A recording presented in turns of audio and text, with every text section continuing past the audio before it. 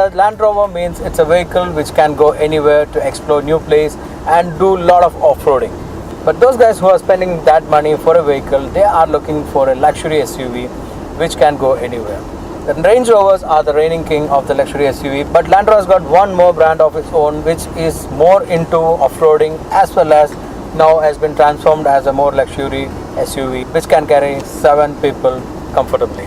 So I'm talking about the new Discovery, which is now available in a new avatar, in a very new design and new styling.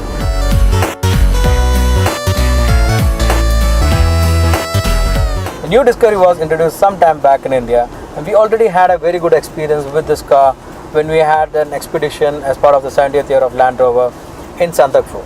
So if you have missed that episode, just click over here and check out that amazing drive with Land Rovers. But I bought the petrol variant because in India, some market like the metro market like Delhi, Bombay are getting more petrol customers nowadays. So I thought I'll experience that. It's a 6-cylinder petrol engine with an output of 336 HP and 450 Nm of torque. Material 8-speed Zerek gearbox, and it's got the 4-wheel drive system with low range, and it's also getting the terrain assist from the Land Rover. It's got 4 different off-road modes which can be selected in between the gravel, snow, slush and rock. Apart from that, the low range also support you for off-roading. So we definitely had a great time off-roading this vehicle when we did the Santapur expedition. Now what we did is we taken the car to off-road adventure track in Gurgaon to experience off-roading in various conditions, and it was amazing. The most interesting part is that nowadays with all this electronic aid, it can do off-roading effortlessly.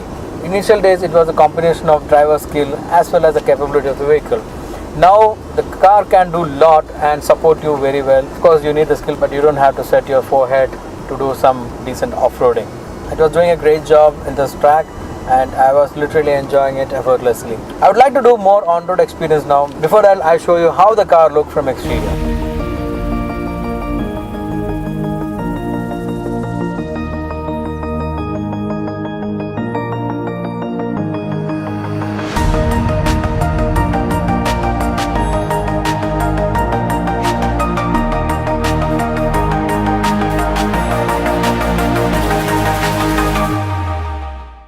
Land Rover has always given 3 different identity for their designs. One is the basic Land Rover Defender kind of design, which is a rugged, proper Land Rover kind of a design.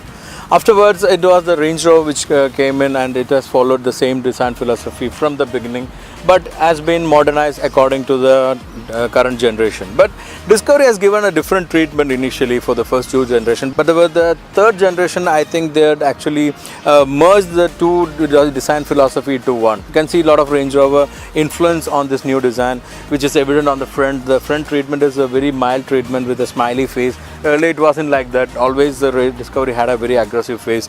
But the detailing are different for the Discovery from the Range Rover. The headlight treatment is different. There's a U kind of a LED treatment before the running light, and there is an LED headlight, which is again the cluster is mild one, and there is a smiling mesh grille, and on the mesh grille the details are different from Range Rover. Bumper has a lot of similarity with the Range Rover. The huge air vent and the aluminum cladding can be seen. On coming on to the side profile, there's an element over here which shows it's a Discovery design. The lines are very similar with the Range Rover, it's a straight line, but on contradict, the second line has been starting from this element compared to the Range Rover, and the line has been followed throughout the body. Rest, it's a clean design without any other lines or character lines. It has been actually sculpted in a way that does feel very masculine. On coming onto the greenhouse, there's a difference between the Range Rover and this Discovery, but there's similarity on the front portion with the blacked up portion. There's an exposed C-pillar treatment, which is different from the Range Rover. The identity of the Discovery was always the bend glass for the quarter glass, which is not here in the new model, but the D-pillar has been smoked and given a different treatment. And finally, when we come to the rear, you can see a different treatment given to Discovery, which is very different from Range Rover treatment. There's a similar language on the body sculpting, which is very minimalistic lines, but other than that, there is a different kind of a tail light, which is given a different cluster inside. And you can see the registration plate is having an awkward cutting over here, which is actually an heritage carried on from the previous generation Discoveries, where normally they used to have a spare wheel mounted on the rear. So the glass treatment are like this, there's a cutting like this, so it's been carried on here. Unlike from the previous generation Discovery, the boot is open upwards, and as a utility feature, there is a tray over here which can be operated electrically. As we know, Discovery is meant to be used for expeditions and for hunting. So when we have this kind of feature, we can carry our load up to 120 kg on here only. So if you hunted something, you can put a plastic sheet or something and keep it here. If you're doing a fishing or kind of a evening sitting, you can sit over here and enjoy your expedition.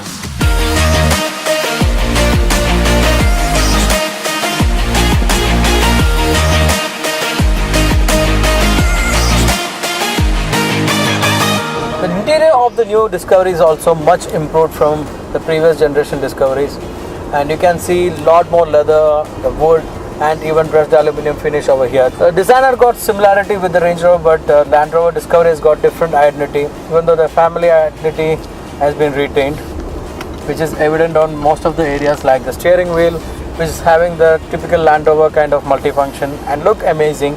It's having a proper hold because it's a broad one. The infotainment system has got a touch screen, which we have seen in the Land Rover series for a while. It's not having the latest one which we have seen in the new Range Rover or Vela, but the previous generation infotainment system, which is pretty good. It's always the part of Land Rover and Range Rover to have a commanding seat.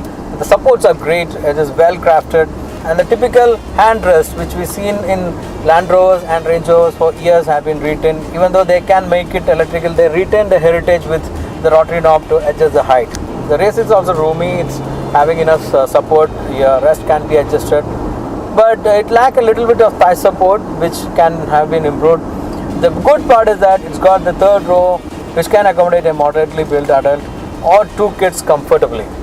But it's a proper 7-seater, it's not like most of the other SUVs, it's a proper 7-seater, and the seats can be controlled electrically, both the rear seat, I mean the second row and the third rows.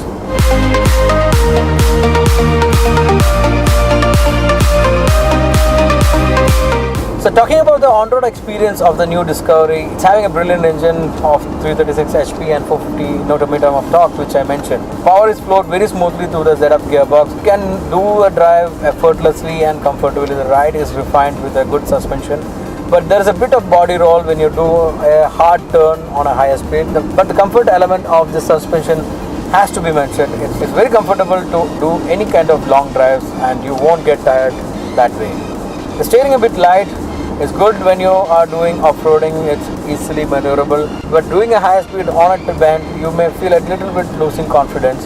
In a city, with this mammoth size vehicle, it will be very easy to maneuver in the traffic. The refined level of Discovery is vastly improved compared to the last generation Discovery, because it was a proper ladder frame vehicle with hardcore feeling when you drive it, but now the things have changed, it's more refined. It is one of the most strongest capable luxury SUV which can compete with the Germans, Japanese and even Swedish automakers who are doing a good job in the industry.